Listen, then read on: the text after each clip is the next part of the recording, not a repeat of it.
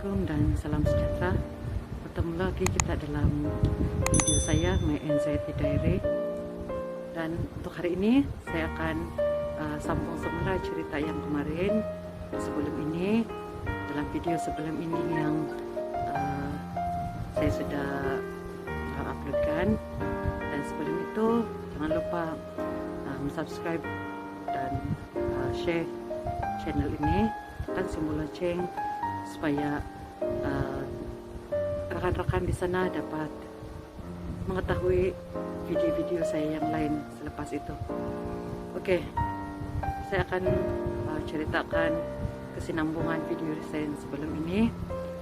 Oke, untuk cerita yang sebelum itu saya sedang rasa mengidap gastrik, dan hari esoknya saya ke tempat kerja seperti biasa. Dan masa itu memang perut, ulu hati sudah rasa tidak selesa. Tapi saya ke tempat kerja juga, walaupun masa itu sudah sedikit kerisauan, sebab takut penyakit gastrik itu dia akan berlarutan. Tapi saya sudah makan obat sedia, sudah bersarapan, jadi saya anggap tidak akan ada sesuatu yang buruk akan berlaku. Jadi saya melalui hari-hari di sekolah itu, pada hari itu macam biasa, masuk kelas, keluar kelas, dan saya bawa bekal dari rumah. Sebabnya saya ini jenis yang tidak suka ke kantin, jadi saya bawa bekal dari rumah, waktu rehat makan di bilik guru, dan masuk kelas selepas itu.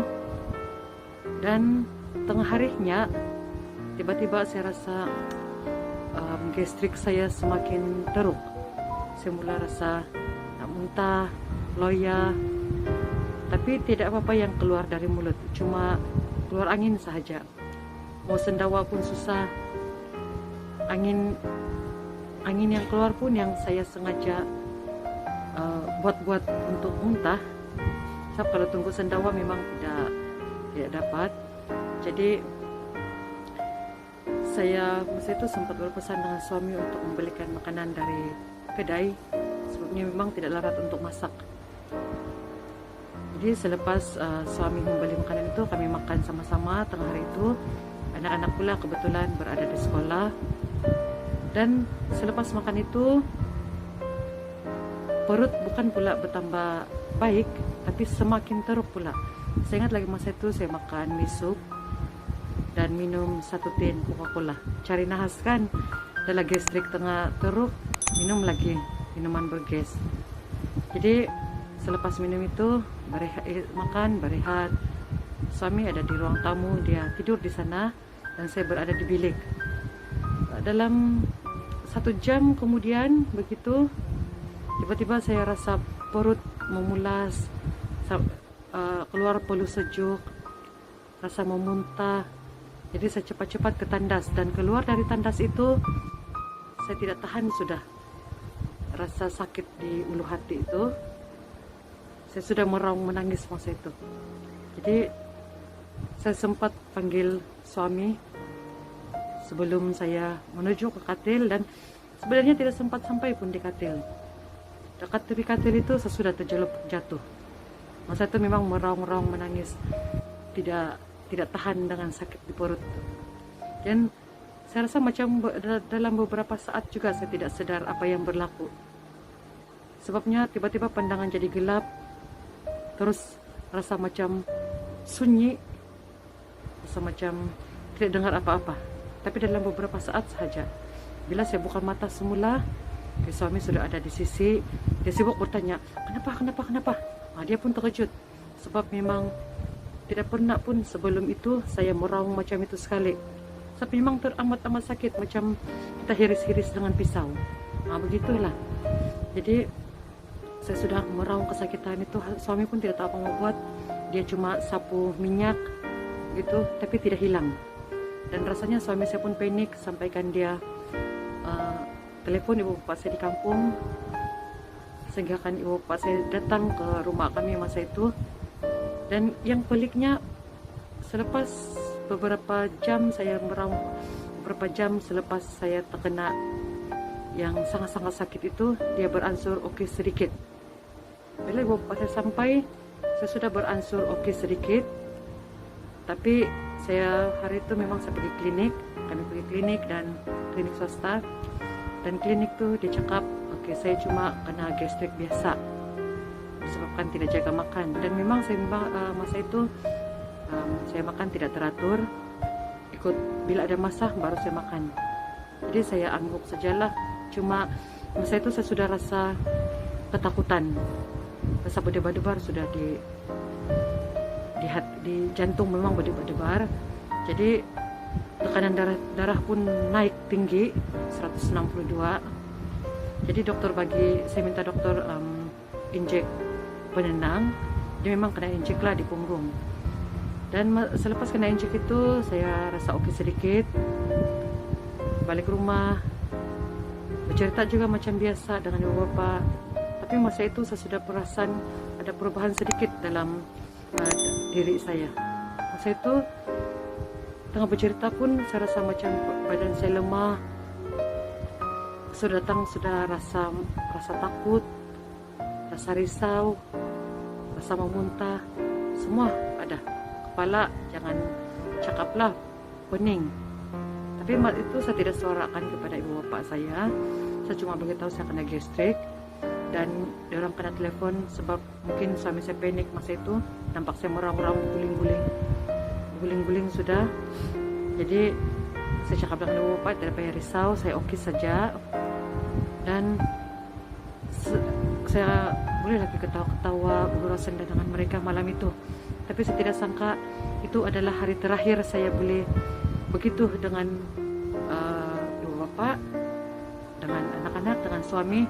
Sebab keesokan harinya hidup saya berubah 360 derajat. Tidak sudah rasanya sesiapa yang ada penyakit anxiety disorder dan panic attack, dia boleh faham apa yang saya cerita. Tapi ini saya cerita kisah sebelum saya mengetahui yang apa yang saya lalui itu adalah serangan ataupun penyakit anxiety disorder dan panic attack. Jadi malam itu memang saya bercerita dengan ibu bapak. Berceritalah sebab jarang jumpa dengan mereka, dan bila mereka ada di rumah, berceritalah sampai tengah malam. Dan selepas makan obat, saya masuk ke bilik untuk tidur, bersedia untuk ke tempat kerja. Dan masa itu memang sakit di perut itu masih ada, cuma dia sudah berkurang sedikit. Jadi saya andaikan besok akan sembuh lah saya punya gastrik ini. Tapi tidak pernah menyangka bahwa segala-galanya selepas itu akan berubah.